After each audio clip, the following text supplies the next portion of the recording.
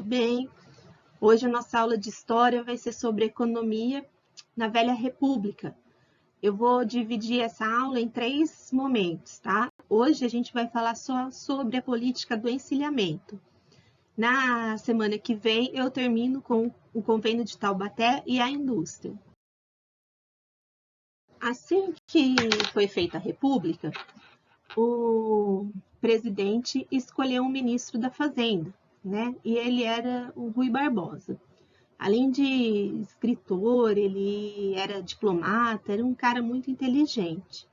E o Rui Barbosa teve uma grande ideia para estimular o crescimento econômico, a industrialização, a modernização do país. Ele decidiu assim: vamos emitir o dinheiro e emprestar para os investidores. Muito bem. Então, ele mandou a Casa da Moeda imprimir o dinheiro e aí o banco emprestava esse dinheiro para a população, para os investidores. Só que toda vez que a gente, hoje, assim, toda vez que a gente imprime um dinheiro, ele tem que ter a mesma quantia em ouro. Então, vamos supor, quando o governo ele emite a nota de 200, que é a nota nova que a gente tem, para emitir essas notas, ele tem que ter o mesmo valor em ouro depositado. Senão, aquele papel ele não tem valor nenhum. Se ele não tiver um lastro, que a gente fala, lastro ouro.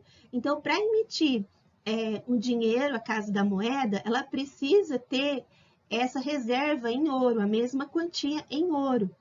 Isso não foi feito naquela época, né? Ele mandou imprimir o dinheiro e mandou emprestar. Você imagina o que acontece?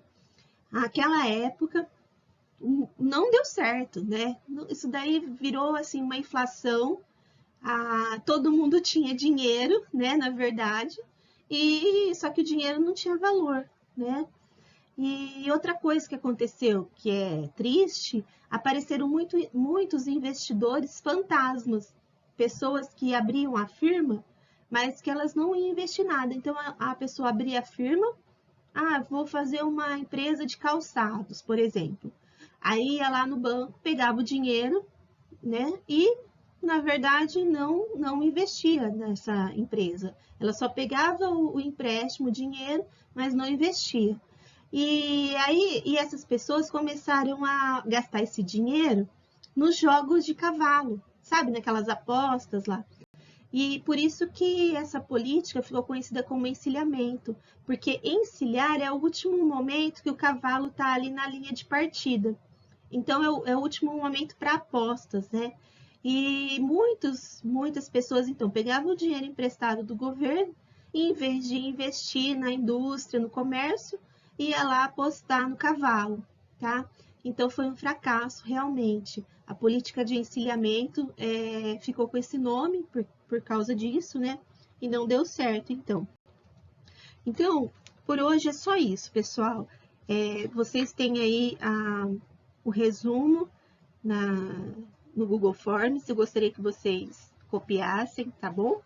E eu quero que vocês respondam, então, as questões. E assim, na semana que vem eu passo mais um pouco. Eu ia passar tudo hoje, mas aí eu fiquei com dó de vocês. Eu vou passar em partes, tá?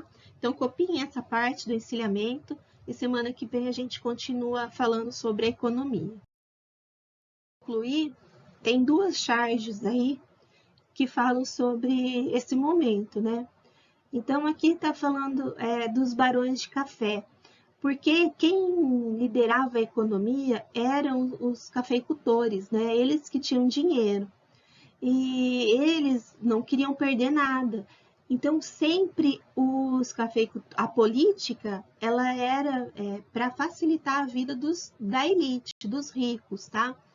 E aí tem uma sátira aí, quanto mais analfabetos, menos, né, eleitores, ou seja, eles não vão ter problema, né? Porque quanto mais eles conseguirem dominar a população, isso acontece até hoje, né, gente?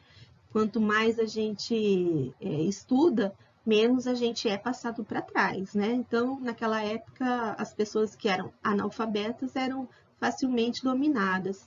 E do outro lado, tem um caixa, né? Da União. A União é o Brasil. Então, esses barões aqui do café, eles usavam o dinheiro do governo, né, para investir, para ficarem mais ricos. Nunca pensando no social, sempre pensando no individual, na riqueza deles próprios. Tudo bem? Beleza, então. Bom trabalho para vocês e até semana que vem.